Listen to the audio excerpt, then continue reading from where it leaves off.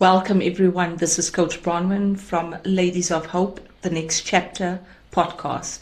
Today I've got a very special guest. Her name is Auntie Silvia Billings. Good afternoon, Auntie Silvia. Good afternoon. How are you doing? I'm doing well, and you? I can't complain, Auntie Silvia. It was so great, to spend some quality time, not just with you today, but I'm thinking about when we were talking just before we have started. It's amazing when I look at us as women when we gather together. We got so much to talk about, correct in saying that. But for today, and ladies and gentlemen, I just want to bring emphasis on this. For today, there's something so profound that we need to talk about. We're talking about women, not just women with the different titles, but who they are as women.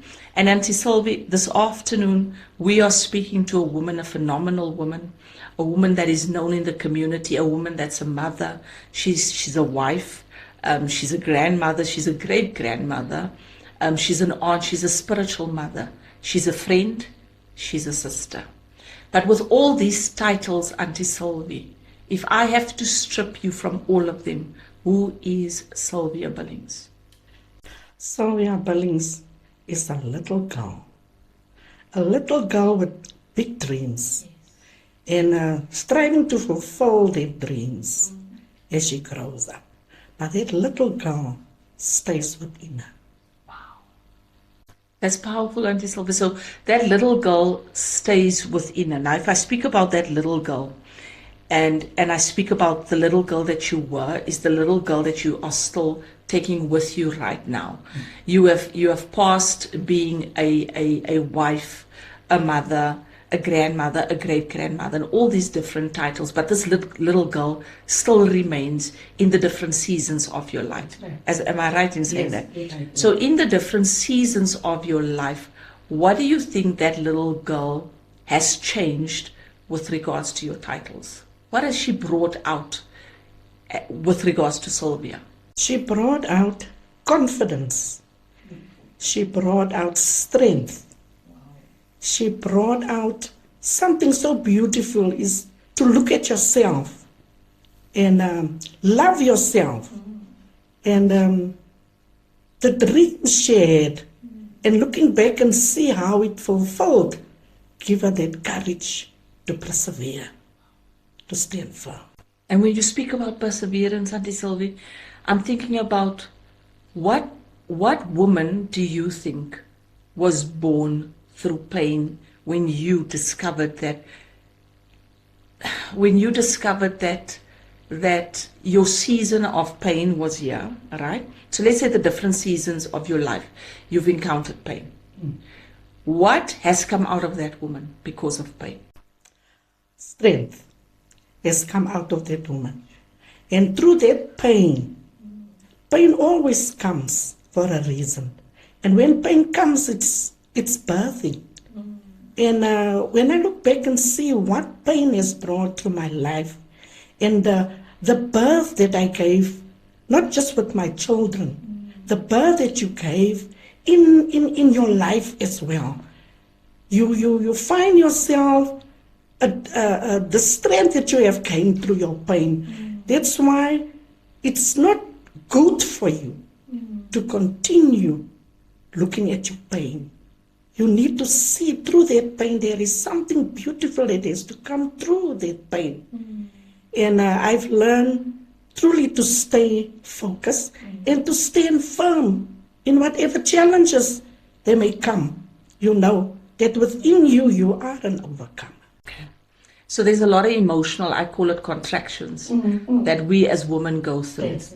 And those contractions obviously leads us to purpose. When I look at Ladies of Hope and how Ladies of Hope has started, how it was born, Auntie Sylvia, you played a pivotal role in this journey with Miss Myrtle Williams. Can you take us through that journey? Yes. I'm reminded of that morning when she came to me. I was wondering now, looking at this beautiful little girl, and I thought by myself, is she sick? What is wrong with her? But in my spirit, I felt there is something that she needs. And when she came into my home, Myrtle, was such a dedicated person. She's a loving person. And when she came in, she said to me, "Mommy, I need help." I said, "Okay, my child, come in, let's see." "Help with what?" She said, "I don't know, but there is something within me that I don't understand, and I need prayer." I said, "Just come in," and I try and counsel her, and we start praying. And you know, whenever there is something that has to come through you, it's like giving birth. And when she came in, I felt something so powerful over Myrtle. And I just couldn't understand what is happening, but we start praying. I'm telling you, Bronwyn, she went into a cry. She went into that labor, spiritual labor. And I prayed for her. She cried, she rolled, she cried. I said, "Lord, just give me wisdom here. Just guide me through this to help her." And we was praying, and afterwards she was just lying on the floor there. I covered her with a blanket. I said, "Lay, my child." I anointed her, and she was laying there. And you know, in my spirit, I saw something big, but I didn't understand what is this. And I'm telling you, if Myrtle didn't push through that day, this wouldn't have been possible.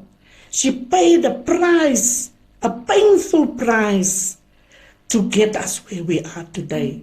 And she left. She laid about an hour wrestling, you know. We're wrestling and we're praying and we're wrestling.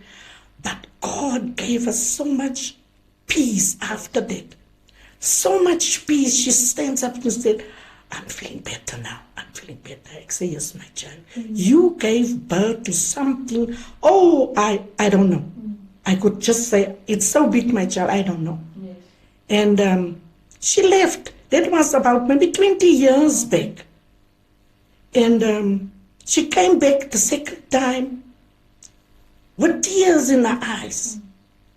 She said, "I say, my child, now you need to sit. Let me wash this feet of yours and anoint it, because God is taking you somewhere." And God really used me that day to anoint her and to help her to push through. Because you know, when the baby is coming, the pain becomes so severe. And in that severe pain, you need to push through. And in that pain, she pushed through. And God has truly blessed her, anointed her for this beautiful Ladies of Hope. We thank God for this hope that there is for the ladies. Now, when I listen to your story about her journey and obviously the process that you had to take her through, there's a lot of women, Auntie Silvia, that I believe, you know, the cost of ignoring the calling on your life or the purpose on your life, a lot of women don't even touch the surface of it. Is there a word of advice that you could give to women when it comes to why they should not ignore the purpose on their lives or the calling upon their lives?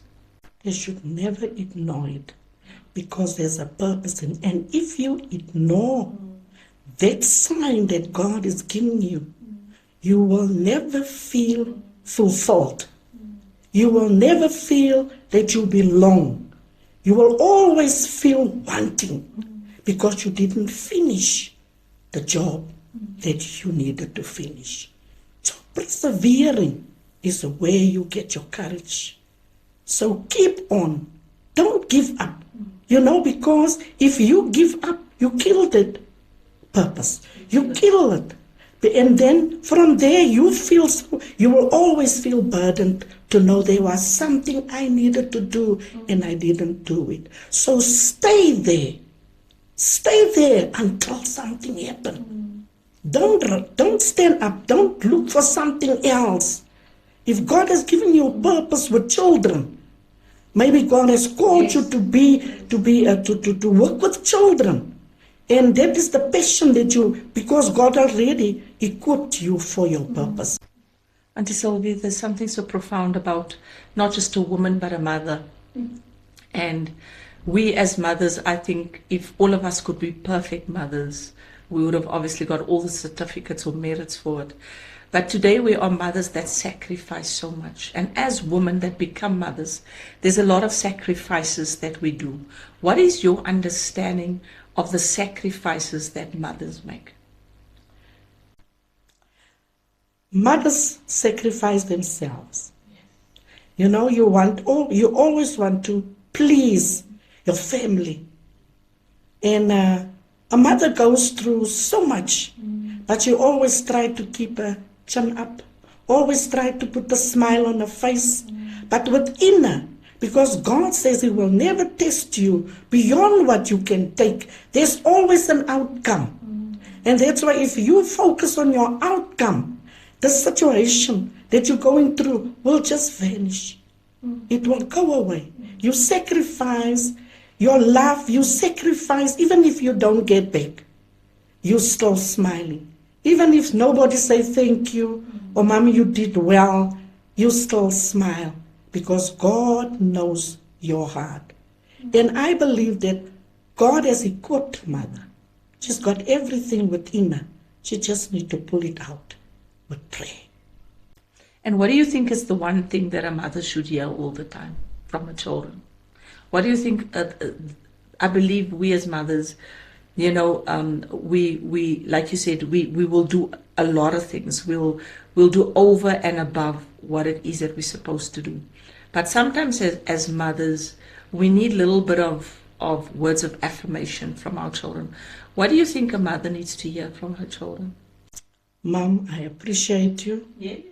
Mom, I love you. Yeah. And thank you, Mom. Never forget to say, thank you, Mom. Yes. I appreciate you. That is what she needs to hear, that she is appreciated for the little things that she does. Now, there's a lot of women, Auntie Silvia, when we speak about mother, I can break it down into a spiritual mother as well. And when I look at your title, because you're not just a mother, your husband you've given birth to a church, you became a spiritual mother as well.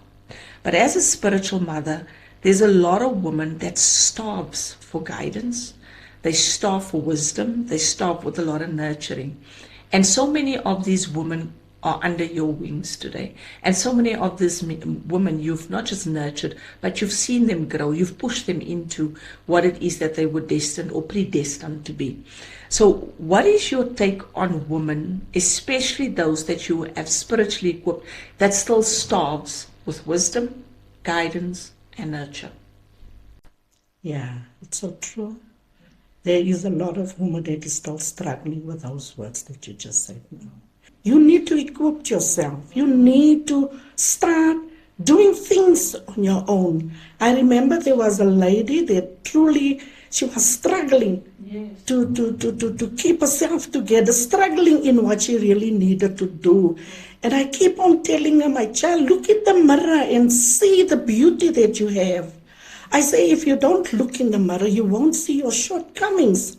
I truly helped her to stand on her feet, to become that strong mother and that strong woman in the church. Some of them are pastors' wives today, you know, and we have trained them to know, to stand firm in their calling and to be positive, you know, to be positive of who they are. Know that they are called by God. If you know your calling, you will stand firm. If you know why God has called you, you will stand firm, knowing that God is the only one that can lead and guide you further. Women struggle because of their own image. You struggle when you look at somebody else. When you take your eyes from Jesus, the one who called you, and you look around, you will see a lot of stuff.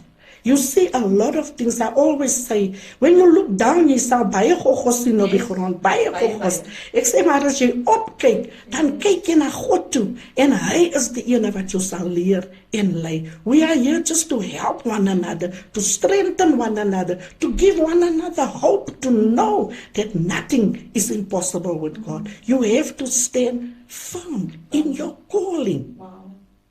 I believe that that is how a woman is born in, like you said, in giving birth to a purpose, because of another woman that believed in her. That's, Another woman that believed that she can do this. that's And that's a very, very, very, very powerful thing.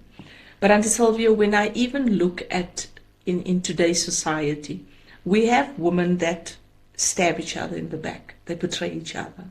They speak down on each other. I've seen women that instead of rising each other up, they will pull each other down. Have you come across your circle of friends? And if I speak about friends, I'm speaking about friendship circles that you had in your life from when, let's say, from before you got married into marriage and now into the older generations. Do you still have those circle of friends in your life? No.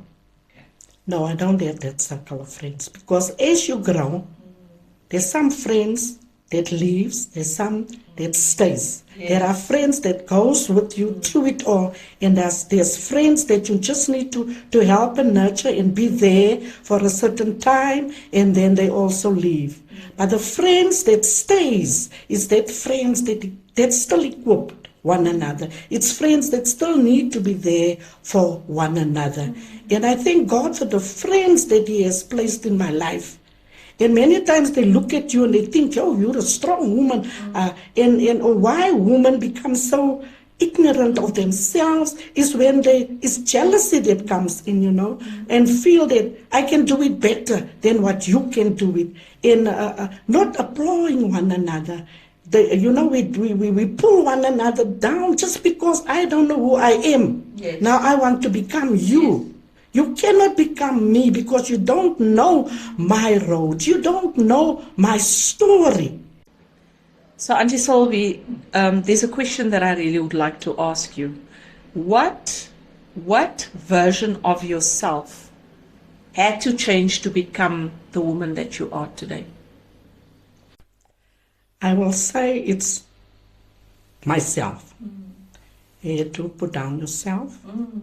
You have to change the way you saw things. Wow. And come into perspective of where you see more of others than yourself. That selfishness of yourself. I had to let go of that selfishness, and I had to go to humble myself, because I've been a very proud person, you don't want to speak to anybody, you're very intimate. Yes. And I had to let go of that kind of ways of mine. Yes, to so that others can also reach me. Yeah, and I had to let go of my selfishness. I had to let go of that self. You always want things for yourself. Yes. And you had to break down all those kind of things so that others can also reach me. I love the fact that you said others, so others can reach me. So if I look at that word, when you say others can reach me, it is important also who you have in your inner circle, correct? So those that have reached you, have they saw the authenticity in you? Have they seen the woman that you have become? Because now they see a side of you that not many see, right? Can you identify about 2 or 3 women in your family? It can be your daughter, it can be a sister, it can be somebody that you're just friends with. But who are those people that you could say that they drew from you? Okay. They basically drank from your well. You fed them, you nurtured them.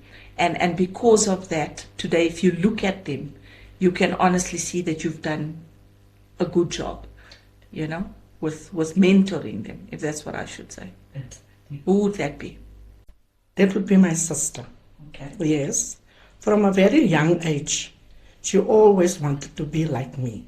Very young age, she wanted to walk in my footsteps. Yeah. And I'm thankful to God that I live an exemplary life for her, so that she could really follow in my footsteps. And the changes I saw in her, I can thank God for it, because she took on. And today she also stands as the pastor's wife, because that was always her desire to be what I was and what I am.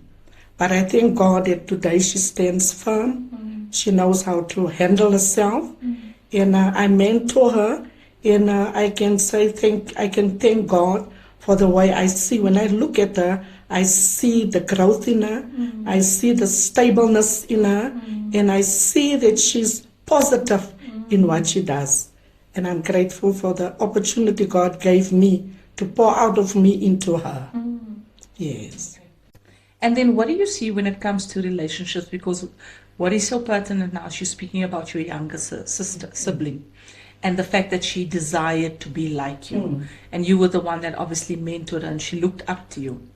But was there ever a time in your life, Auntie Silvia, where there was someone that have really betrayed you, that you loved, that has betrayed you, but you still had to love the person and forgive the person? Was that an easy process, or was it a very difficult and hard journey for you to do? Number one, to forgive and to love through this process of forgiveness. You have to forgive. That's the first thing that's important. And sometimes it's not an easy road, but you have to continuously try to forgive, because if you don't forgive, that's like a blockage in your life. You forgive for yourself. Yes. You don't forgive for others. Now, when you come to a point where you forgive, you feel lighter. You feel that you can move on because you have forgiven. People do hurt you at times. They say words against you. But if you're a child of God, you have to just forgive. And not just that, as I said now, it is for your own sake to forgive, so that you can keep on growing, so that there will be no stumble blocks in your way. Because unforgiveness is a terrible thing. It can, as I said before, it can become a cancer because you don't forgive. Now, I believe that if people hurt you, because there will be people that hurt you, and that is where you are being tested to see how you have grown, how you have overcome, is when you are being tested. If there is no testing in your life, you don't know how far you have come with the Lord. So every time when those come, it's like testing you to see how strong are you and how far have you grown into the King, into God's word. And that's what I can say. Forgiveness, that will help you to overcome. Auntie Silvia, so when I look at forgiveness, self-forgiveness plays also a very important role, because in order to forgive others, we need to forgive ourselves, correct? Was that an easy journey for you, to forgive yourself for maybe quite a few things that you went through in life as a woman? And you were hard on yourself. It wasn't easy to forgive yourself because you either wanted to overachieve, you wanted to please people, because that's what we women do. We have a tendency of pleasing others before we please ourselves. We have a tendency of giving more to others, because at the end of the day, I always say this to the woman, that the fact that we can always please others, want to make other people happy, is because in the back of our mind, if we don't do it, will they still love us? If we don't do it, will they still care for us? Will they still be there for us? But when I speak about self-forgiveness, Auntie Silvia, how difficult was it? Difficult for you to do, to forgive yourself, or do you think it was an easy journey for you?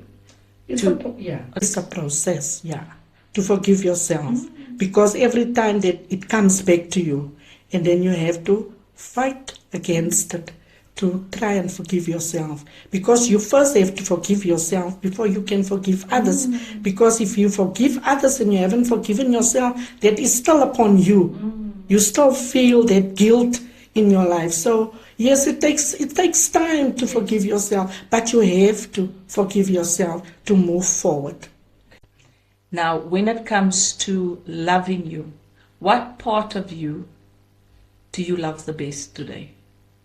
If I look at a woman, I'm not looking at a woman that is a senior citizen, but I can see a beautiful woman that have had different chapters in her book, and through the different chapters, at the end of each chapter, she's the narrator of her own story. But here she is today, senior citizen, a mother, a grandmother, a wife, a great-grandmother maybe, a spiritual mother even. And you're such a change agent in the community. You're a catalyst for change in the community and even the surrounding communities. But if I look at you today, Auntie Silvia, what part of you do you love the most of who you've become today? When I look at myself, I thank God for what I have become. Because there is something in me that I love so much, is that I can overcome, easily overcome, and I can love easily. It just came to me that I can love easily and feel it for the person that I'm with, and that is what I love about myself, because I can accommodate people in my life. I can sit and I can talk to them, I can encourage them. And I thank God for, when I look at myself, I see how far did God carry me and how far did I grow in my spiritual life as well. And I'm grateful for that opportunity that He gave me, so that my life it's not only for myself, I live for others, so that they can also become, and I love that about myself, that I can stand no matter what, I can stand firm, and I thank God for His grace upon my life, that He has carried me so far, and here I'm sitting at the age of 76, and I'm grateful for God. When I look in the mirror, I said, Lord, I still look like 56. You know, you look at yourself, you look at yourself and you admire yourself, and I say, thank you, Lord, I'm only growing by your grace. When I look at myself, I see no aging, you know, and I feel no aging, and I thank God for that, because He has kept me all these years, because He's a faithful God. And that's why I admire myself. When I look in the mirror, I speak to myself. I tell myself, you are wonderfully and beautifully made. God has created you in a beautiful, special way. I'm blessed. I'm anointed. I'm full of the power of God. And that made me feel that, Lord, you did something beautiful in my life. I can only give back what you have placed within me. Our podcast is called The Next Chapter, Auntie Silvia. And when I listen to your voice, it doesn't sound like a 76-year-old woman, but it sounds like iron sharpens iron, a power-packed full voice. That tells me that the next chapter of your life, there's still so much to give. There's so much from us to draw from you. So my question to you is, what is next for Auntie Silvia on your next chapter?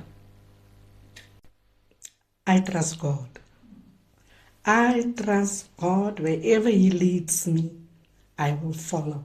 I know within me there's still so much to give, but only God knows my platform, where He's going to establish me to give out what is still within me. As I said, I don't want to go home one day full. I want to go home empty, knowing that I have given everything that God has given me to share with others.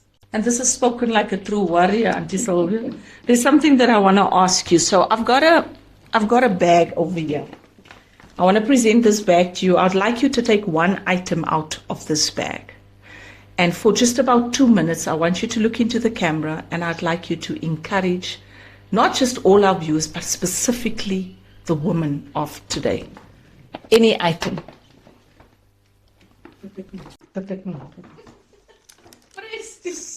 So you took press stick. Okay. So I'd like you to encourage women. The title of, I don't know what the title of your message will be, just to encourage them. If you look at press stick, I think you know what press stick does.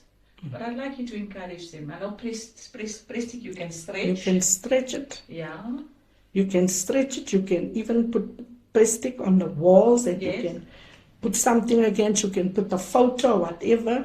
You can do a lot of things with this plain and simple little beautiful item. So how would you like to encourage women? If you related to a woman, what would you say? I would say, never give up, because you meant something. You can be that beautiful picture on the wall for somebody. You can put this press stick against the wall, or whatever, with what you want to put together. It keeps things together. When there's nothing else, you can take it and you can make it against the wall, and it can become something. So don't give up on yourself. You meant so much for somebody else there that are only waiting for you to give her a piece of you, so that they can mend it against the wall. Every time they look at it, they will say, truly, if it wasn't for that press stick, where would I have been? You can become become whatever God wants you to become. Just believe in yourself.